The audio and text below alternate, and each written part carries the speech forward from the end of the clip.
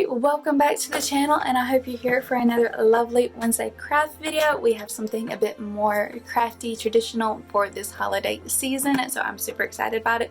Plus, I haven't done this kind of craft on my channel in a while, so I figured I needed to, because that's partially why this channel exists, is to do some regular crafts along with some Wiccan crafts. So that's kind of merging the two there. But for this one, if you can't tell by the thumbnail, we are going to be making this lovely decorative Yule log. So, and if you don't know what a Yule log is, I'll try to explain it as quickly as I can, and if not, I will leave more information in the description box below. But we are going to be making this lovely decorative Yule log. But before we get into that and a bit more understanding about the Yule log, if you're new to the channel and this is your first ever video, please consider hitting that subscribe button for me so you can be here for all of our random awesome content. For my current subscribers, then please leave me a comment down below and tell me what you think about this lovely piece of work. I think it's pretty. I really like it. So, but we will go ahead and cut into how I made this, and I will meet y'all back at the end with a bit more explanation about a Yule log. Okay everyone, so we're here at our Wednesday craft and continuing with the holiday theme. I haven't done a Wiccan craft in a long time, so I figured we would make a Yule log. If you cannot tell, we're going to be making a Yule log. Now this is going to be a decorative Yule log, not actually one that we are going to burn. It's going to be one that we keep all year round.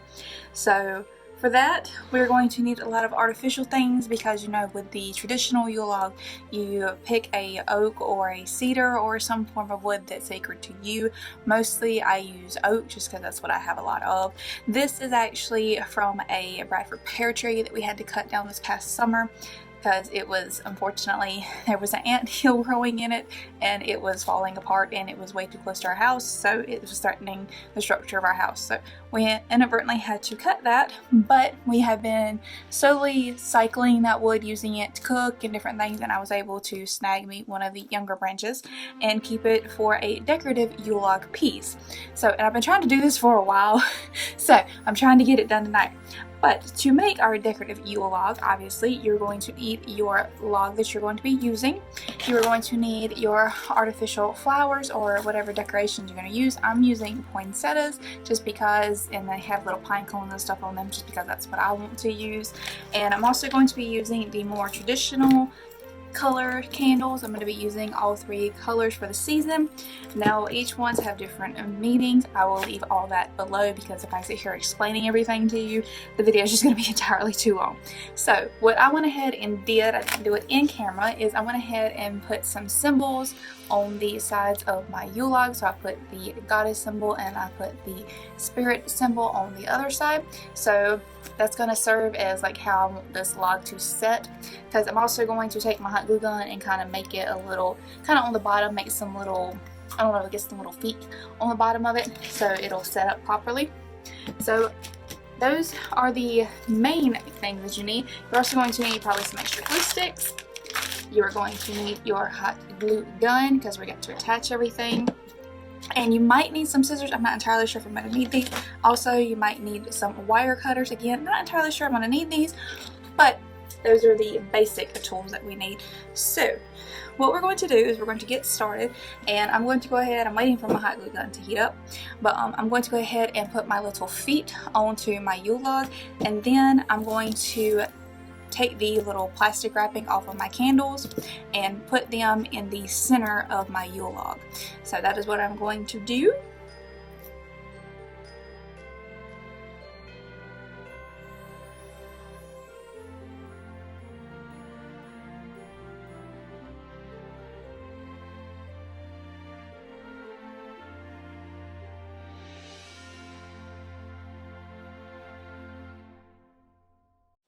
Okay, so when you attach the candles, depending on how big your candles are, you can choose to either leave space in between them or you can put them directly side by side.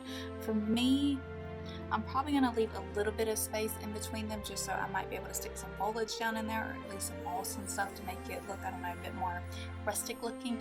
But this kind of depends on the size of your Yule log, and you also want to be careful when hot gluing candles on, because hot glue obviously is hot, so you want to be very careful because the wax will start melting. So just whenever you do this, just make sure you're extremely careful and keep that in mind that it's hot glue and it is probably going to melt some of the wax. So, you know, just kind of move quickly and figure out exactly where your placement of everything is going to be.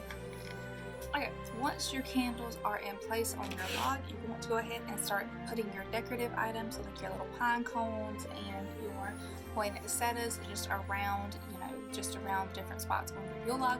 So what I went ahead and did is I went ahead and prepped my other flowers, and all I mean by prep is I'm just pulling the flowers off of these stems. That's all I'm doing, and you know, just pulling some of the greenage off as well, because we don't actually need the stems for this project. We mainly just need the buds of the flowers. So, you know, any kind of cheap little poinsettias that you want to get, or if you have some other pretty poinsettias that you want to use, whatever you want to use for this project, you can. For me, I got the candles and I got the floral stuff from the Dollar Tree, just because they seem to have a better selection around here that is more accessible to me to be able to get stuff. So that's what I use. But for now, we're just going to take our poinsettias and we're just going to place them strategically around our candles and make it all nice and green and pretty.